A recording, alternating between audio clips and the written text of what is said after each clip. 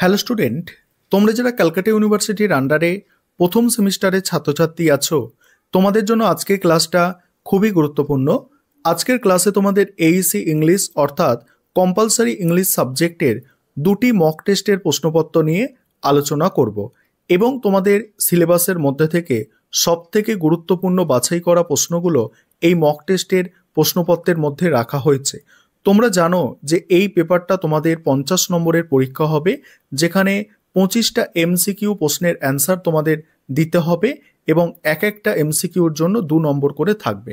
এটা তোমাদের MCQ paper থাকছে। তোমরা এও জানো যে তোমাদের রুটিন দেওয়া হয়েছে, তোমাদের এটা 20 তারিখে পরীক্ষা আছে, হোম সেন্টারে পরীক্ষা হবে, কোয়েশ্চেন পেপার ইউনিভার্সিটি থেকে তৈরি হয়ে আসবে। এবার তোমরা মক টেস্টের প্রশ্নপত্রগুলো দেখো। প্রথম সেটটা প্রথমে তোমরা দেখো।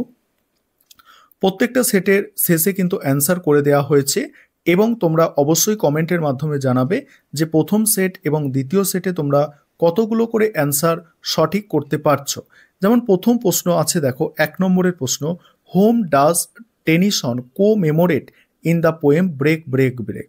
অর্থাৎ ব্রেক ব্রেক ব্রেক কবিতায় টেনিসন, লেখক টেনিসন কাকে স্মরণ করেছেন অর্থাৎ কো-মেমোরেট করেছেন। ঠিক আছে, এখানে 4টে অপশান আছে, তোমাকে সঠিক অ্যান্সার কমেন্টে জানাতে হবে।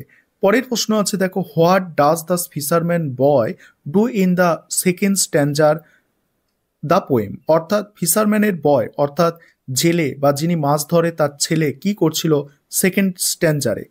তারপরের প্রশ্ন দেখো, what does the sailor lad do in the second স্ট্যান্জার, দেখো second stanza of the poem. এখানেও 4টে অপশান আছে। পরের প্রশ্ন দেখো, what does heaven imply in the third স্ট্যান্জার। এবার তোমরা বাকিগুলো তোমরা দেখো, আমি আর এতগুলো প্রশ্ন তোমাদের পড়ে বলছি না, তোমরা দেখো এবং অবশ্যই তোমরা কমেন্টে জানাবে কতগুলো কোয়েশ্চেনের অ্যান্সার করতে পারছো।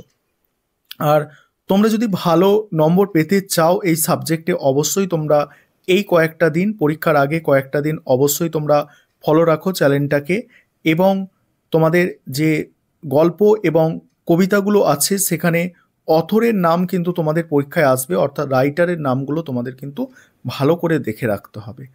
আর আমি প্রত্যেকটা তোমাদের গল্প কবিতা থেকে অ্যান্সার করিয়ে দেব, সেটা নিয়ে চিন্তা করতে হবে না, শুধু সঙ্গে থেকো।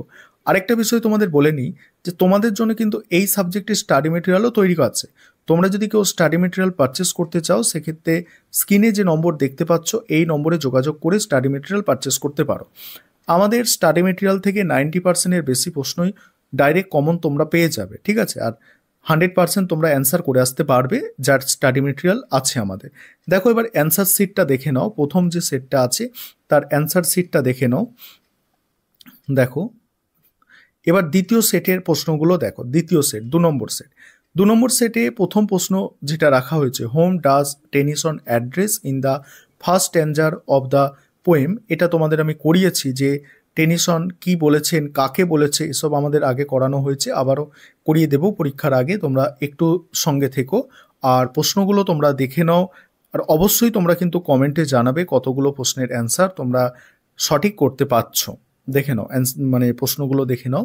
আর তোমাদের পরীক্ষার প্রশ্নপত্র এইভাবেই সাজানো থাকবে, অর্থাৎ তোমাদের 25 অর্থাৎ 25টা প্রশ্ন থাকবে টোটাল, 2 নম্বরের করে, এক একটা এমসিকিউ 2 নম্বর করে থাকছে।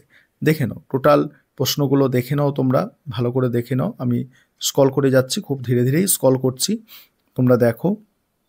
25টা প্রশ্ন তোমরা দেখে নাও, 24টা হচ্ছে, এই 25টা হলো।